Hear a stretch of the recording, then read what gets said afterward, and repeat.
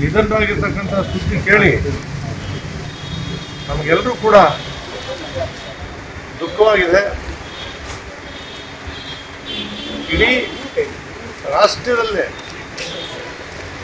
ಅತ್ಯಂತ ಜನಪ್ರಿಯತೆ, ಎಲ್ಲರ ಪ್ರೀತಿ, ಅಭಿಮಾನ, ಗೌರವಕ್ಕೆ ಪಾತ್ರರಾಗಿದ್ದಾರೆ.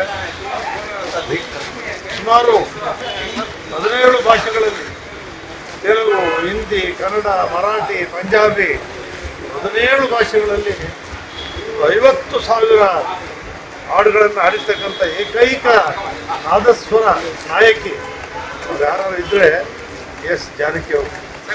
ಅವರಿಗೆ 4 ಬಾರಿ ರಾಷ್ಟ್ರ ಪ್ರಶಸ್ತಿಯನ್ನು ಪಡೆದಿರ್ತಕ್ಕಂಥ ಏಕೈಕ ಮಹಿಳೆ ಎಸ್ ಜಾನಕಿ ಅವರು. ಅವರಿಗೆ ಹಲವಾರು 28-30ಕ್ಕೂ ಹೆಚ್ಚು ಪ್ರಶಸ್ತಿಗಳು ಬೇರೆ ಬೇರೆ ರಾಜ್ಯದಿಂದ ಕೂಡ ಬಂದಿವೆ.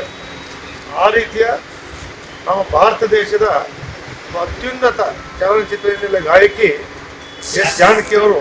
ನಾವು ಯಾವತ್ತೂ ಕೂಡ ಎಸ್ ಪಿ ಬಾಲಸುಬ್ರಹ್ಮಣ್ಯಂ ಅವ್ರನ್ನ, ಎಸ್ ಜಾನಕಿ ಅವ್ರನ್ನ ನಾವು ಯಾರು ಕೂಡ ಮರೆಯುವಂತಿಲ್ಲ. ಅವರ ಆತ್ಮಕ್ಕೆ ಆ ದೇವರ ಶಾಂತಿಯನ್ನು ಕೊಡಬೇಕು, ನೆಮ್ಮದಿಯನ್ನು ಕೊಡಬೇಕು.